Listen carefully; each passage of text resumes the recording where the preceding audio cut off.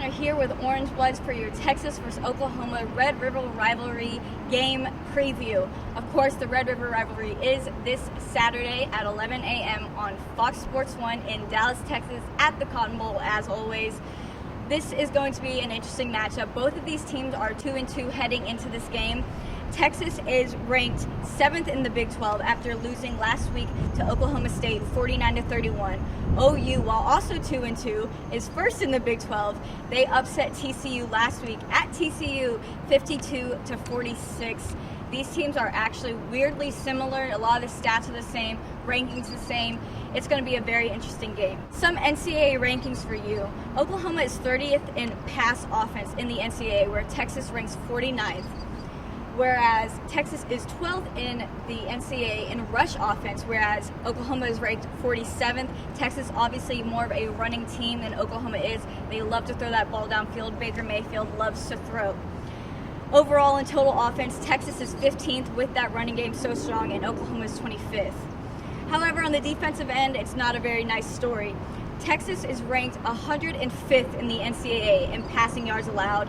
Oklahoma is actually ranked worse than that at 116th. Oklahoma is also 39th in rush defense, and Texas is so far down from that, they are 61st. Texas has had a lot of issues with rush defense. We've seen that this season, and the rankings show it as well. As far as total defense, these two teams are neck and neck. Texas is ranked 87th and Oklahoma is ranked 88th. Both of these defenses had their struggles with that 2-2 record. Oklahoma has allowed 141 points this season, and Texas has allowed 153. Both of that is in 4 games. Last week, as I said, Texas lost to Oklahoma State 49-31. In that game, Texas had more yards than Oklahoma State did. Texas had 568 yards, 239 were passing, and 329 were rushing. They allowed 555 yards, 392 passing, and 163 rushing. Texas also had 1 interception as well.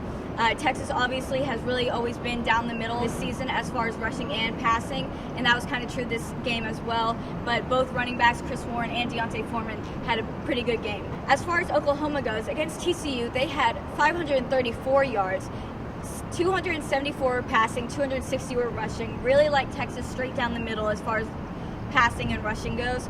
As far as what TCU had, they had 514 yards, 449 were passing, and 65 were rushing. And Oklahoma also had 2 fumbles. As far as injuries goes, it was announced that Oklahoma defensive tackle Charles Walker is out of the Texas game with a concussion. Linebacker Will Johnson is also out with an undisclosed injury. Defensive lineman DJ Ward missed the game last week against TCU, but he's expected to play this weekend against Texas. As far as Texas goes, 2 injuries last week that no one was happy to see was both running backs, D'Onta Foreman and Chris Warren, went down. D'Onta Foreman will play this weekend. However, Chris Warren, not such a happy story there. He is out for up to 8 weeks with a knee injury. Really hoping he gets better soon. Might be going for a medical red shirt. So it's really all on D'Onta Foreman now. As far as the players to watch, for Oklahoma, their quarterback, Baker Mayfield. We know this guy. We know him well. He helped lead Oklahoma to the playoffs last year. As far as his totals this season, he has 1,067 total passing yards. He also has 9 touchdowns and 2 interceptions. Baker Mayfield is a dual-threat quarterback. He loves to run and pass. He has 59 rushing yards on the season and 2 rush touchdowns. As far as his performance last week against TCU, he was 23 of 30 on pass completions. Yes, he only had 7 incompletions. He had 274 passing yards and 2 touchdowns. He also had 55 rush yards on 12 carries and 2 touchdowns. Another player to watch for is running back Joe Mixon. He really plays running back and receiver. He gets the ball thrown to him just as much as getting handoff. He has 340 yards on the season rushing and 2 touchdowns. He averages 7.7 yards per carry. He had 105 yards on 16 carries against TCU and 1 touchdown. That also includes a 65-yard run. He also had 70 receiving yards on 5 catches. Samaje Perine, the other running back, isn't so much as a receiver as a running back. He really just runs the ball. He has 247 rushing yards on the season and 4 touchdowns. He averages 4.9 yards per carry. He had 98 yards on 17 carries versus TCU and 2 touchdowns. This also includes a 29-yard run. Very talented running back. He has gotten a lot of press. Like I said, not really used much as a receiver. And lastly, their wide receiver, Dede Westbrook, is the go-to receiver.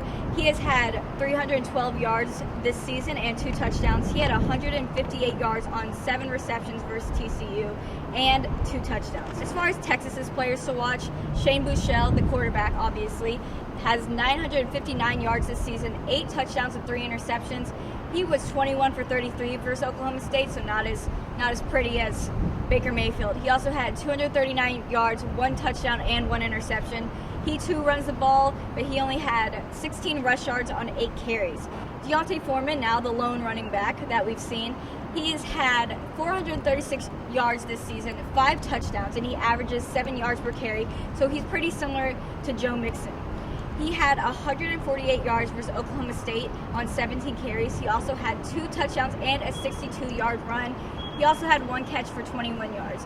He's rarely used as a receiver, though. And John Burt, he's actually the leading catcher this season with 191 yards. It may not seem like we've seen a lot of him, but he's still the leading catcher. He has 1 touchdown this season and averages 13.6 yards per catch. He had 2 receptions for 16 yards versus Oklahoma State. Final thoughts, like I said, these two teams are very similar. The stats show it. They are weirdly similar. Texas's defense has really been exposed, and like I said, Oklahoma loves to throw the ball, which can be a serious problem for Texas as the DBs are not so good at covering passes. I expect Oklahoma to really take advantage of the weakness in the secondary on Texas, and it might get pretty ugly. I'm not going to lie. Texas has to stop making mistakes on special teams. Texas had 3 blocked extra points last week. I've never seen that many in a game. That might be a record for all I know. Those type of mistakes can't happen. Every point matters in every game, but especially in the Red River rivalry. Anything can happen in the Red River rivalry, but I'm predicting Oklahoma pulls this one out. As I said, anything can happen in this game. Sometimes it just gets crazy. But as far as what I'm expecting to happen, I'm expecting an Oklahoma win. Not sure if it's going to be close. It may be close for a majority of the game, but I would expect OU to kind of pull it out in the 4th quarter. All right, guys, thank you so much for watching. Follow me on Twitter. I'll be live tweeting the game. And sadly, this is my last game preview for Orange Bloods, so I will not be seeing you guys next time. But thank you for the support and for watching each week.